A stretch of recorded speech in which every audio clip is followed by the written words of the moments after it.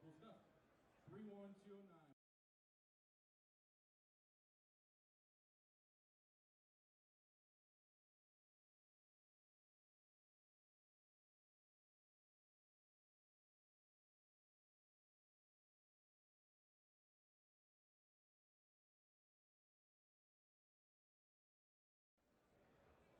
Here at the Blue Force Gear booth, we have Check Pressburg. We're going to be giving away some free gear at the end.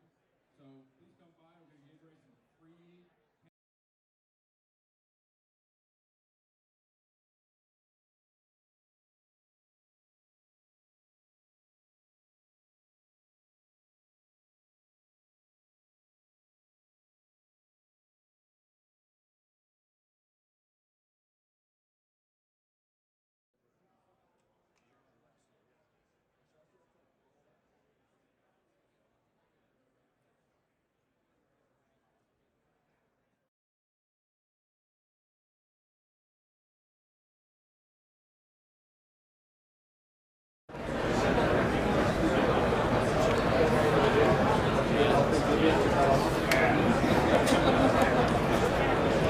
Give me another mic check for online. Testing 1 2. Test. Testing 1 2.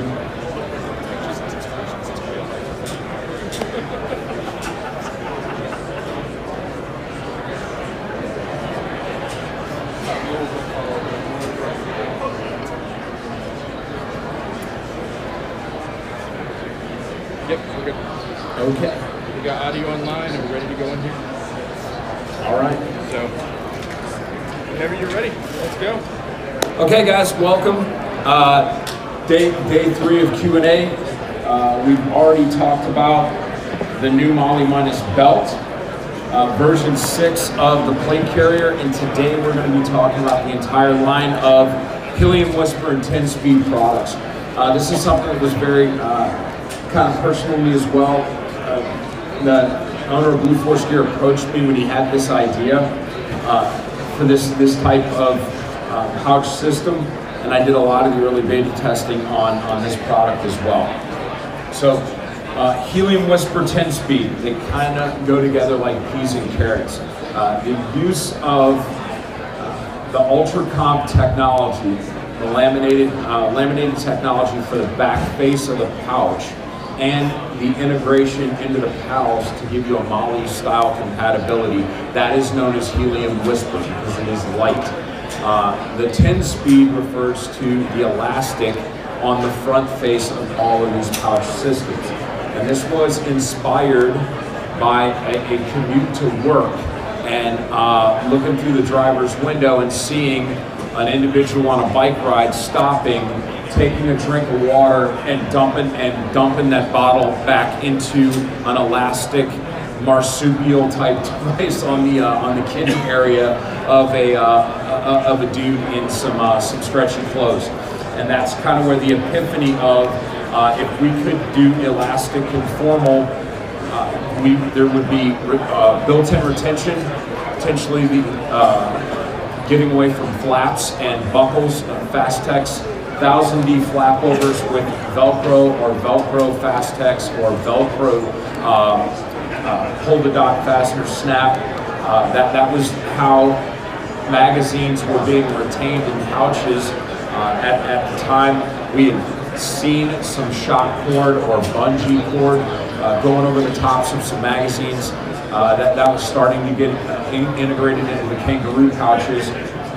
But the idea of a pouch itself pulling in had not been done. The biggest thing that we had seen industry try to innovate was having a double magazine pouch that reduced its volume when you pulled a mag out. So we had started to see elastic webbing going around the side of the mag pouch so that when a mag was removed, the elastic would pull the 1000D Cordura and create a smaller opening for that remaining magazine, so that in the event that you didn't get the pouch closed again, that the magazine wouldn't fall out. In reality, what we saw with that type of pouch design was very prominent on some of the dedicated assault vests that were being worn in the 90s and early 2000s is that if individuals stored magazines in their pouches in double stack, the elastic would have a memory that was considerable, and it would not do its job. So when I was carrying that style of pouch back in the day, I would actually stack my second mag for each pouch next to my gear, and those magazines would only live in those pouches long enough for me to go to target, be on target, come off target, and come back and de-kit. And then I would remove the mags again to give the elastic its maximum ability to maintain its elasticity. So we ended up with a pouch that looked like this, and what we have is this is a triple rifle shingle, kind of built to go on the prominent front flaps of the double overcome bun designs that were abundant in the time period that we were looking at this, and then carried on over into plate carrier dimensions. So they're subdivided, and they're designed to accept 5.56 rifle mags. Most of you guys have seen these. So magazine goes in, and it is held in place, and extremely lightweight. A shingle of 1000D with plastic stiffened moly and snaps on the back. It is going to be multiple times heavier than this pouch. And so when the beta testing of this was done, we started removing 1000D pouches or 500D pouches and replacing them with Helium Whisper TenSpeed for the items that we were carrying. Over the course of the entire load carriage, into pounds of weight were being removed. I think in one beta test that we did, I was like, wow, I could literally carry an additional flashbang and 2 more magazines of 5.56 for the weight savings that I've gotten off of this, and go out on an operational mission with the exact same soldier's load, but with the additional capability. The downside to the systems were not that the elastic would stop working, but we would get wear points. So on USGI magazines that were very sharp edged, if you were crawling, climbing over walls or whatever, eventually you're going to have the corner of that jagged metal that's going to rub through the fabric, and now you can see the magazine. The pouch is still functional, it just aesthetically was not, did not look very, very good. I never had to remove a shingle and completely replace it because it was no longer doing its job unless I put something in it that it was not designed to hold. If somebody said, Chuck, you must carry a battle rifle or a semi-automatic sniper rifle, and I had no time to reconfigure my kit, I can make an SR-25 magazine go into this 5.56 pouch. Oh, it's going in there. I'm far exceeding what the pouch was designed for dimensionally. They also have dedicated 7.62 pouches. So in an emergency, you can overload these, but it's going to be a one and done kind of thing. I can make a smoke grenade fit into this, into a 5.56 one, but it's going to overstretch it. On a 7.62, it's within the durability load of the elasticity of that material that I could get. If I had to load up HC smokes, I was going out during the day, and I don't normally work in the day and have smoke pouches on my gear. I can do that, and the 7.62 pouch is going to give me much less pushback than trying to jam it into a 5.56 pouch. So abrasion on the front was an issue, or pulling from the top edge as you went over surfaces like climbing. So you would start to get roll down. Another complaint that people have made about TenSpeed is that it is hard to retain magazines. It's hard to open it up one-handed with your other hand on your weapon. If you're going to say, like, do a tactical reload of your weapon system, you've retained a partial but you don't want to dump it into a pouch or pocket.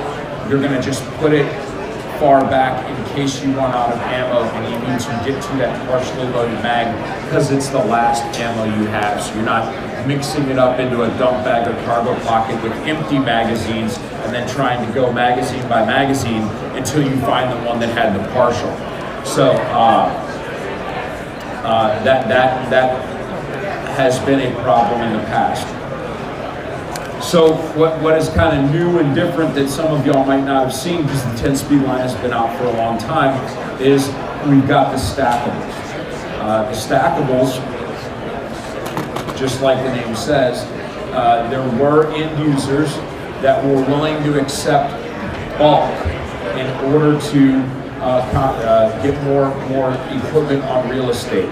Maybe that's a bomb technician, and he's decided to put a couple of these pouches here, and he's going to have a Leatherman tool jam in one, he's going to have a set of crimpers in one, he's going to have a torch so he can do some work, a handheld light, so he's going to use his TenSpeed pistol pouch to hold any of those kind of cylindrical objects because his primary mission isn't crawling around on the ground or climbing over walls like the assaulters do because he's more loaded down. He's going to accept that and run rifle magazines behind his ready-to-go handheld kit. So we've integrated Ultra Comp on the front to allow for the routing of pouch. So a traditional TenSpeed pouch can be laced right in with a stackable and give you a double stack capability. What I really like about the stackables, and if I was concerned about longevity, buy once, try once. I'm going to pay for this pouch, and it's okay that it's a little bit heavier. It's okay that it's slightly more bulky. I need this thing to last longer because I'm not going to be able to get another one of these. Deployment would be a good example of this. The Ultra Comp that covers the front face comes around the bottom, so it provides that resistance from the lower edge of magazines cutting through the fabric. Some of the shearing forces, all of that is being offset by having that laminate material instead of just elastic webbing on the front. It also has a tab on top. They went ahead and ran the Ultra Comp over the top edge of the elastic. So for individuals that are trying to open the flap to be able to feed a mag back into a pouch, they have a pull tab now that they can feel with gloves on and open and expose the pouch interior to be able to catch the edge of the magazine and then slide it back into its position. So I have transitioned over almost all of my helium whisper TenSpeed pouches to the stackable design, even though I'm not stacked, because it's just a more durable and robust long-term solution for my load carriage. How much TenSpeed do I have on my vest? I essentially replaced all of my small GP, flashbang, charge, almost everything got replaced across the entire front face of my vest with TenSpeed Helium Whisper pouches. So if I need to carry a flashbang, instead of carrying a dedicated flashbang pouch, I can just put my banger into a rifle pouch. I can get it down in there far enough if I want to, that I can stow the pull ring on the back side. But on a plate, even if I don't put it all the way down, because I want a little bit more net exposed that I can access the banger, the pen is still going to be up against the plate, and it's not going to be out where it is a snag hazard and can get caught on something. I really love this pouch system. Another thing that we did years back was the basic load chest rig, which was set up to initially be like a low vis or range vest. We called it the basic load because that was kind of my my internet name, persona, if you will, at the time in the forums that I was in, but also because it held 7 magazines of rifle ammo or 210 rounds, the infantry's basic load. Over time, based on user feedback, they took that idea and removed the excess TenSpeed on the sides and then allowed you to integrate dedicated pockets like IFAC or radio and turn it into an actual usable chest rack and not just a range rig or a low vis, a low profile rig that you weren't under civilian clothes and concealed or metal. So the TenSpeed chest rig has 4 TenSpeed channels, so it'll hold 4 rifle mags up front, and then it has 3 columns of PALS interface, 4 GP pouches, IFACs, and radios. So speaking of radios, let's talk about my favorite radio pouch of all time, and the one that I used operationally from the very first prototype, and that is the multi-purpose radio pouch. This was designed from the ground up to hold either the 152 or the 148, the Motorola series at that time, and by using the TenSpeed material on the sides, it allowed the radio to be compressed for width, and with the adjustable front face, it allowed you to adjust the radio for length. The added bonus of having this radio adjusted for length is that if you ended up with a vest situation where you had antennas and hand mics that were routed, tied down, or whatever, and it made it extremely difficult to detach everything and get the radio out. Maybe you were tied into the hot shoe on the side or whatever. You were going to have to pull your entire radio out if you needed to change batteries during an operational mission or whatever. By having the length adjustable on this radio, I can pop this thing down and I can power it off, detach the radio, grab another battery, click it back on, and turn it on before I dump fill. And the radio never comes out of the pouch. The remote cabling systems for the antenna and the hand mics are PTT cables for the 6-pin or 10-pin maritime systems. They're all still attached right there where they were, and I don't have to unroute any of the cabling or unscrew any of those connectors, taking the chance that I'm going to bend pins or create issues there. Once I've got them in there and locked, they're locked in there. Extremely important. The last thing that I liked about this pouch was that the elastic on the sides was 2-ply. And I don't want to get too much into TTP's tactics, techniques, and procedures, but we had multiple marking colors for chem lights or glow sticks for different things. And there were some colors that we had so many of that they were in bundles, and then we had some that we only needed a few of, like the chem light color to mark me if I was shot and people needed to find me. I called out and said, I'm wounded and I'm over here somewhere and I'm going to the light, and I pass out from blood loss. The guys need to be able to find me. So the color that I would use to mark myself as a casualty, I only needed one and maybe a backup. If I found an IED or something, that's something that doesn't happen every day, so the color to mark a hazard or what have you, there weren't that many of them. How do I find in the dark things that are all shaped the same and are all in the same type of foil wrapper? How do I determine one color from another so that when I break and display this overt signal, that it's the right color? I started we're using ink pens and markers here as an example. I started putting selected special marking colored glow sticks in between the first and second layers of my radio.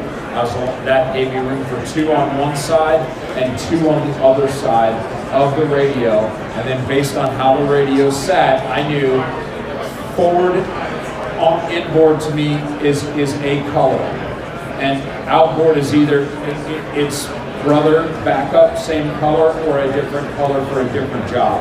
And so by field, I had front, back, inboard, and outboard Kevlar storage locations. But you could very easily put extra decompression darts in here if you're using Sharpie markers to mark bags, prisoner tags, doors, whatever. I can carry my extra Sharpie pins in this exact same configuration. So the pouch weighs about nothing. It's extremely open, so it allows the radio to off-gas and to not overheat. When you're transmitting a lot, the radios are going to heat up, there were padded radio pouches that kind of came into vogue, and they were kind of like suppressor wraps. They're redirecting that heat back in on whatever is on the inside. So the surface area, exposed surface area, and type of materials used are going to allow the radios to off-gas through their heat sinks and get that operating temperature at a reasonable tone. So this is probably in the top 3 or 4 products that I had a hand in the form factor of out of everything that I've done for the industry. I am so proud of how this pouch turned out. It's still relevant, it's still viable, and just such a great piece of equipment. So let's look at this setup. So we had people start asking about the horizontal pouch placement. So the TenSpeed pouch, in this case single rifle, can also be purchased in a horizontal configuration. So if I want to go small in the back, bottom of the vest, things of that nature, that is available. And there are people that needed it, and so here it is. The pistol one, they have singles and doubles. This is my current preferred handgun reload mag for when I'm teaching courses. I use the belt loop attachment. We had not talked about that yet. We talked about it on Monday when we did the Molly Minus belt, but here's one. So you've got options. We've got an adjustable, and I haven't been to the textile shop. I don't know if this is actually Velcro brand. Velcro, we're talking about hook and pile tape here, not a specific vendor. So double tap, this is one of your options, and the diameter of your belt is adjustable by the hook and pile tape or the Velcro. So you can go 2-inch belt all the way down to 1-inch belt. Also, the insert itself is Velcroed in. So if you wanted to incorporate it with the Velcro that's on the inside of the Molly Minus, you can flip these around so that when you close them, they actually catch on the inner liner of your belt so that they won't move. And that's something that I actually didn't know. And I've been using these on my Molly Minus belt during beta testing. And they don't move once the belt is on you anyway, but without them being reversed, there was a little sliding that you could get to happen. But now I'm going to go back and flip all of my Velcro tabs around the other way so that when I fold them in, they're going to hook right to my belt. And I choose to do that on the Molly Minus, even though it is Molly compatible, because it allows me versatility. If I'm going to be doing rifle work, then I'm going to minimize my pistol. If I'm doing a handgun class, then I can take off a single rifle pouch and replace it with a double pistol pouch instead. And the Velcro tabs allow you to to do that quickly. Now, if I was a duty professional where I was worried about shearing forces and actually ripping pouches off of my gear due to heavy movement or what have you, I would probably be set up in the configuration that I wanted, and then I would use the MOLLE compatible Helium Whisper, and I would route that in there so that there's no amount of force is going to rip that pouch off of the belt. This is one of the SSE bags. It's designed to be worn and stowed. I don't like dump pouches in the traditional sense of the word. These large 1000D bags that you see that are prominent in some DoD elements and in some law enforcement circles, and people put magazines into them after they conduct reloads. They're a very, very big snag hazard in the operational environment that I worked in. So I don't like having a giant hoop that is attached to my belt that can catch a doorknob on it, or a nail, or a piece of rebar, and then stop me dead cold while I'm in movement inside of a structure. The Helium Whisper TenSpeed SSE bags, on the other hand, they're carried completely stowed and have no snag hazard whatsoever. They take up very, very minimal space, and they're just there if I need them. If I'm like, I've got more stuff in my hands than I know what to do with, I need to stow something right away, then I just pull the tab, and a small, low-profile bag deploys right out of the TenSpeed pocket, and then I can put whatever I need to put inside of that bag. And then if I have to go do dynamic things later on, I can remove that and put it in a more deliberate place, hand it to somebody, tell them to put it in the pouch of my back, move it to a cargo pocket, whatever I have to do, and then I can roll this thing up and stuff it right back into its pouch and not have to worry about any type of snag hazard going forward. So these things weigh almost nothing, and they're just kind of a really good idea to have somewhere on your vest if you've got some PALS channels or slots that you got nothing else going on with. Almost no weight penalty there. So, kind of covers my thoughts on the system, and its utility. There are times where you're going to need to have a dedicated pouch that actually is using some type of nylon. But as a general rule, if you can make it out of UltraComp or make it out of TenSpeed, it's going to be lower profile and it's going to be lighter. It is going to be especially lower profile if it is not needed. When we talked about the plate carrier, we talked about some people having them configured so that they're very, very slick on the side. So if this assaulter, come on over here, assaulter, put your vest on.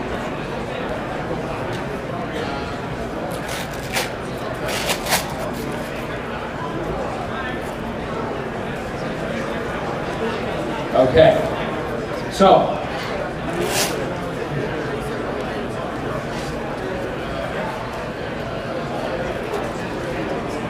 he's set up to fight, light is right, and minimal ammunition, and he goes somewhere and the enemy always gets a vote and the operational environment changes. So now he's standing next to his truck, he's looking at his buddy, things are flying over the truck and exploding, and he's like, wow, that escalated quickly, like these guys will not go quietly. Nope, not a problem, got something for that. Let's crack open the Bearcat or the Humvee or whatever. And then it's magazines for days, like we're Alamo up at this point.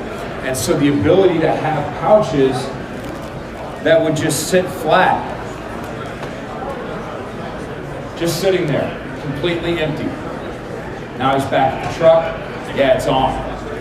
Reaches in there, he's grabbing pre-stored ammo, and he's jamming extra mags. And he has the ability to take a vest that was optimally set up for 4 magazines, maybe an emergency reload on the hip, 1 in the gun, and with 2 pouches on either side, we're talking about 120 rounds of additional ammo, or the equivalent to what he was carrying on his front. He's doubled the load capacity of his vest for rifle magazines. The cummerbund on the cummerbund on the Molly Minus can also do that. Everything that I talked about 2-ply on the radio pouch applies to the plate carrier as well. So, domestic LE, use of distraction devices can be a deliberate thing. At breach points, whatever, not getting too far into it, but in large-scale events, we've got to retake a hospital. Every time that it would have been appropriate to use a DD on a warrant is now exponentially larger. So, in a team that would employ 1 or 2 DDs in an entire operation, now they're in a large, several hundred room structure, and the crisis site is not neck down. 5.56 10-speed is flashbang 10-speed. So a guy can go from 1 DD to crack open the DOT-approved can under the jumpsuit of the Bearcat, and he's a 5 flashbang guy. Even though nobody would have ever thought that a single assaulter would carry 5 flashbangs on a domestic warrant job, the vest is already set up and able to do that. So the scalability of 10-speed, you can put elements of an XB program in some of these pouches if you needed to.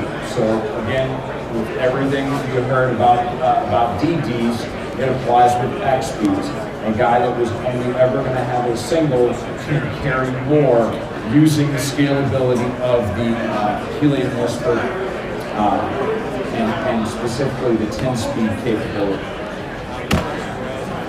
Okay, so let's talk about question and answer time. What you guys got for me?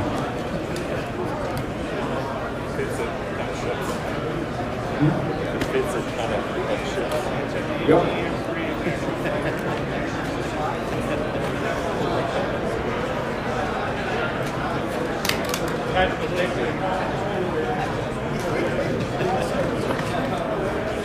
Here's one for everybody at home. Everyone says, "Oh, I don't like when I can't really put the pouches in. It's a two-handed." It just kind of comes down to the training. On higher up, it's a little bit harder, but it's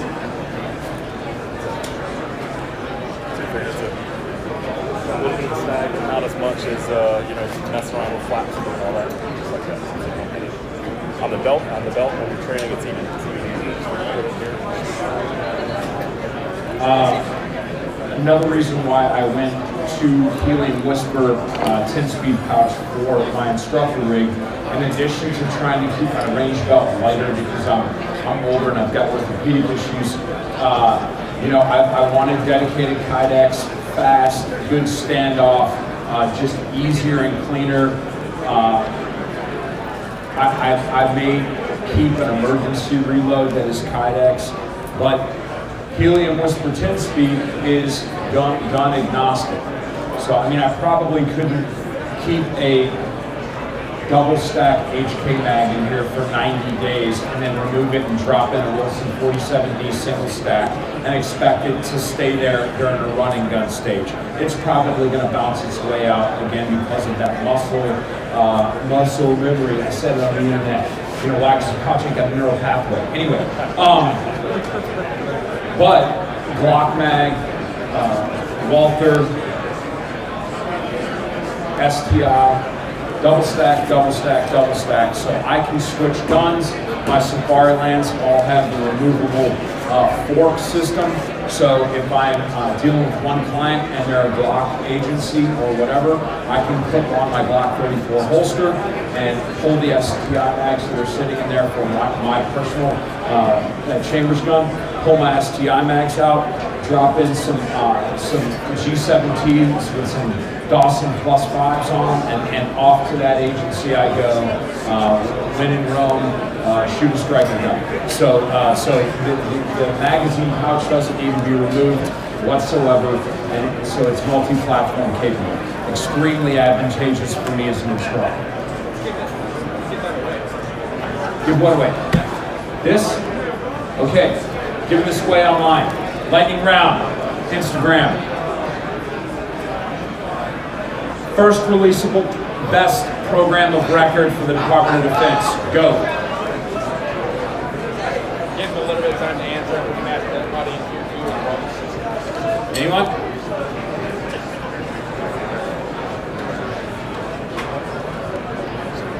Paraclete Rav. Close.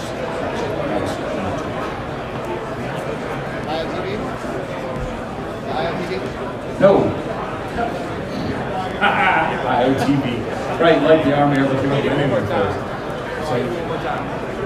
What's the question again? The question was, what was the first releasable vest? What was the first releasable assault vest? DoD program of record. Nope. Yes, but what was it called?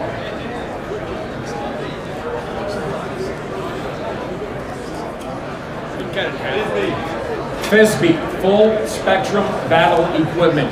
It was an emergency requirement to native laboratories in response to a CH-46 crash during underway landing training, where the helicopter caught the skirt of the ship and dumped over into the ocean.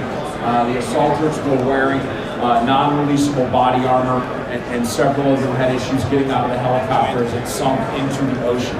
Natick Labs was able to partner with Point Blank, and they had that vest. I think they had the vest down selected in something like 6 weeks. It was amazing. It was essentially the fastest acquisition effort that had ever happened.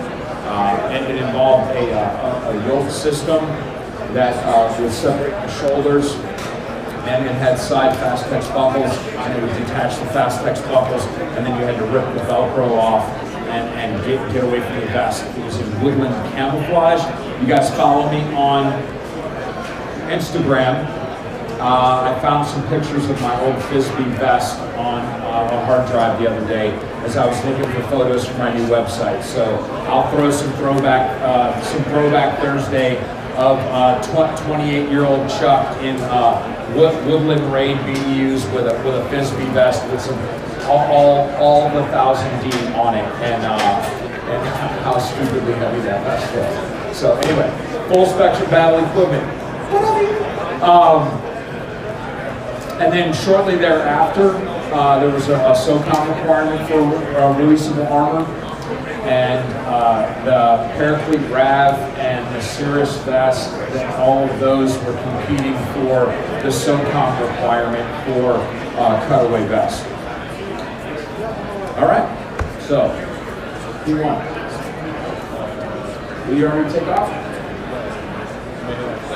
All right. He may have not thought you were going to give him the partial credit. You guys, another trivia question. Trying to keep these soldiers systems or body armor load carriage related.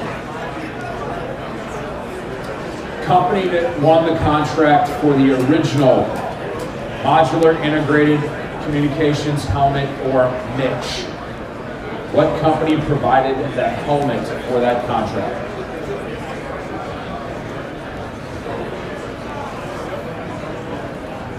Their European partner, actually. I think MSA, they did a thing for the whatever. But yes, so the correct answer is, you heard MSA Gallet, G-A-L-L-A-T, which is a French company.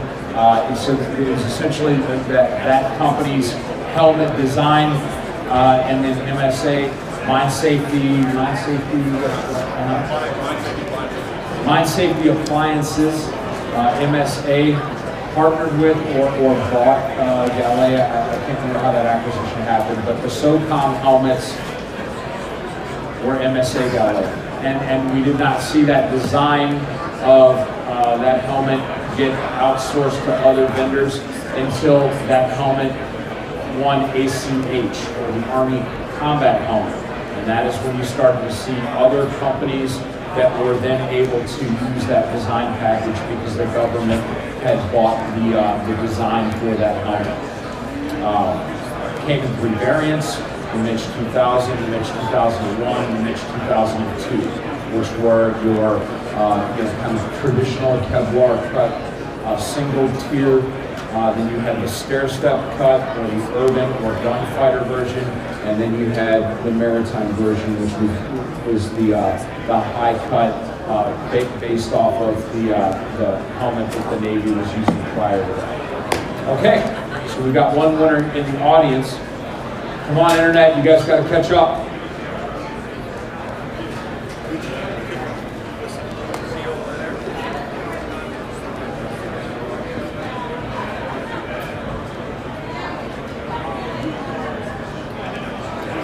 What company was awarded the contract for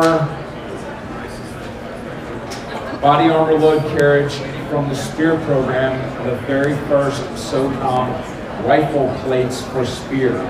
Who was the manufacturer of the plates?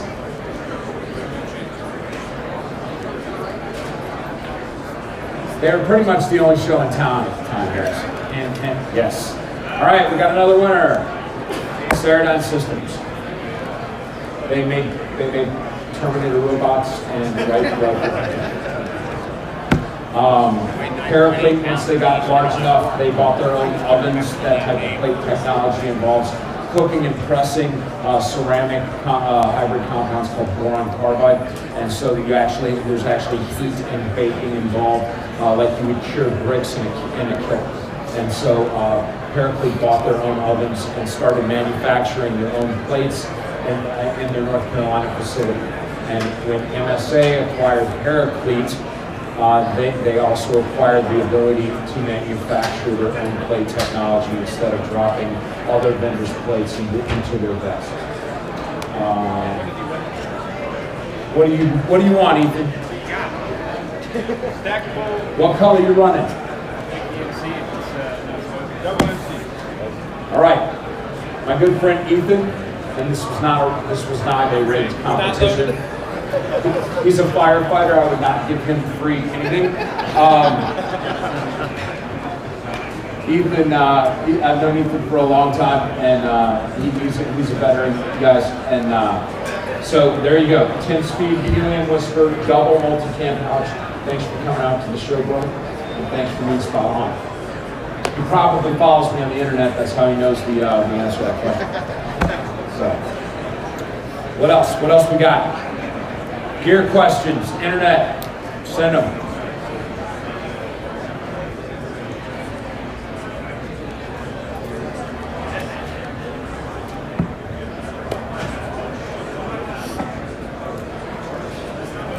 Can I ask a question?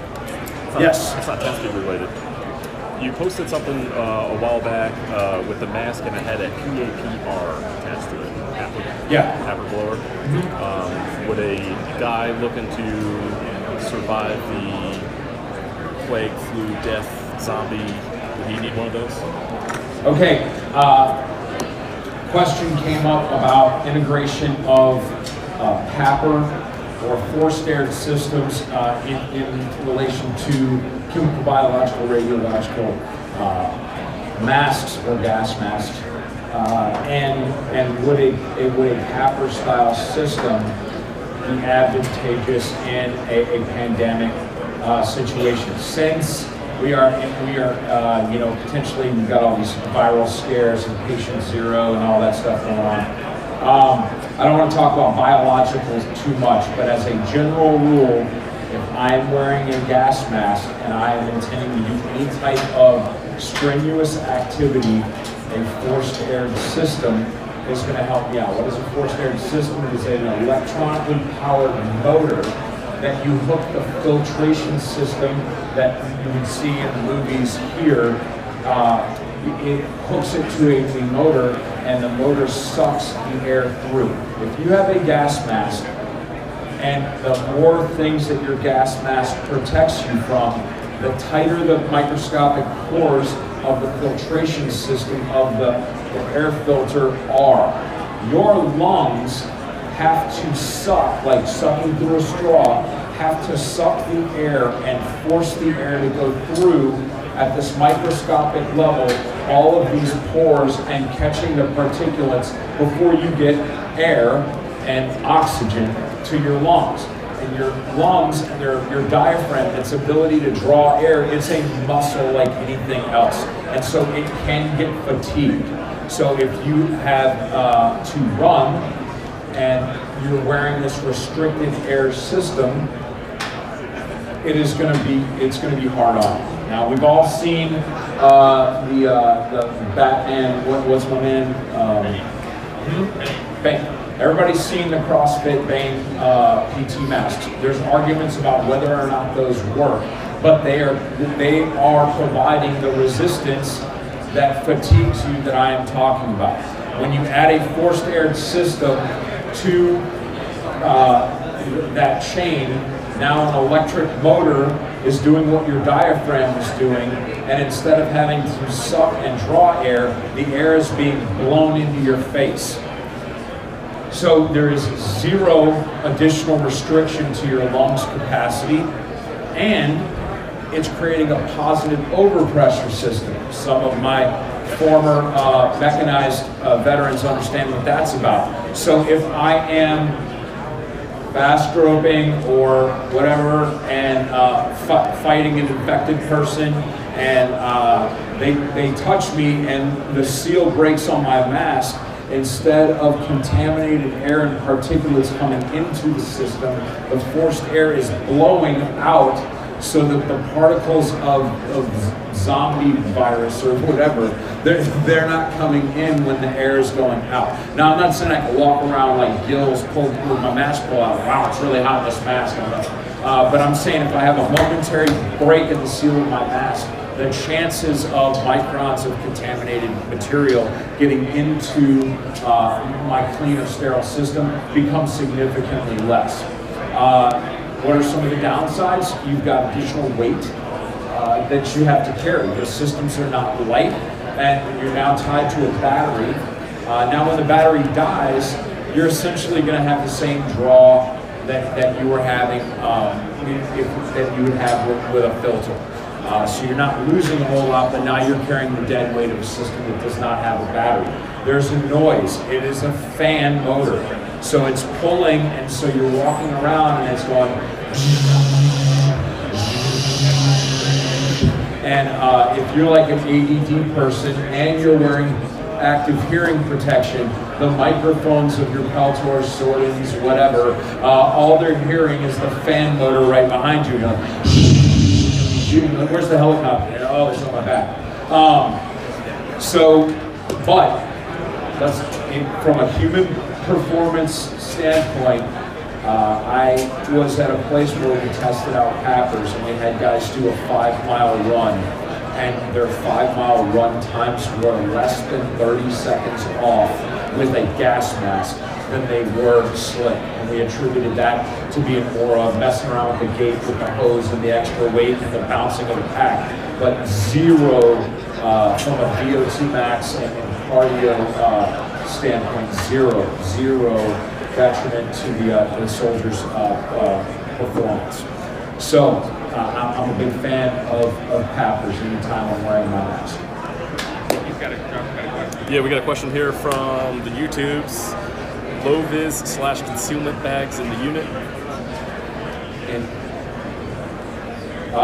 there's a question about, we're going to just drop the last part of that. So low-vis and concealment bags. Honestly, if you see a company that is marketing a bag for low-vis, nobody that's low-vis is going to use that bag. If it has Velcro on it, they're not going to use it. So highly modified commercial off-the-shelf products that are from outside of the tactical space are where you would want to be. Because, I mean, come on, People that are watching this right now, you're gear nerds. You understand gear. You can identify gear. You can identify companies that make gear. And so, so going to a tactical gear company to do that, if you were to do something like that, that tactical gear company probably does not advertise that service on the website. So even if this company made a bag for a customer based on a set of requirements, they're not going to sell that retail, and it's not going to be listed on the website where you can find it. So, you know, I've got right here, I've got an Arc'teryx courier bag, and it's not special. It has some special features to it, and it's kind of been marketed as being special, so I probably would not use this bag if it was for really all the models. You know, EDC or whatever. Maybe tomorrow I'll show you all what's in here. Tomorrow we're going to talk about some medical stuff. I have a medical SME maybe that's going to potentially help us out, and give a couple giveaways away. Either keep online, give 2 away. Really easy ones. What does PALS stand for when we talk about Molly? What does PALS stand for? Internet. Internet or over here.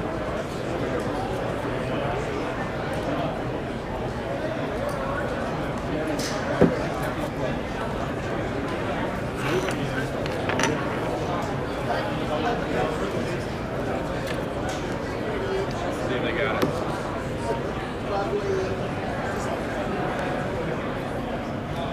All right, we'll run a second question at them while guys are working on the first one.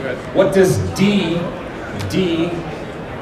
phonetic letter delta, stand for in 500D? Denier. Isn't it? Yes. Woo! We have a winner. What do you want? Pouch attachment ladder system. Bingo. That is Eric. I'm sorry for the name. Gilhaas. Eric Gilhaas. You Eric. repeat it for him. Eric with it. Eric Gilhaas. Yeah. I run Coyote 10. Coyote 10? Hi, Eric. Triple. Good job, buddy. Triple? Did you have a pistol? Why do I know all these people on the internet that are winning these prizes? Garrett, Eric, get with us and let us know what color you need now that you are in retirement, and you can wear whatever color you want, buddy. Congratulations on retirement, Eric. Thank you. Yeah, thank you, Dave. Appreciate it. Oh, look.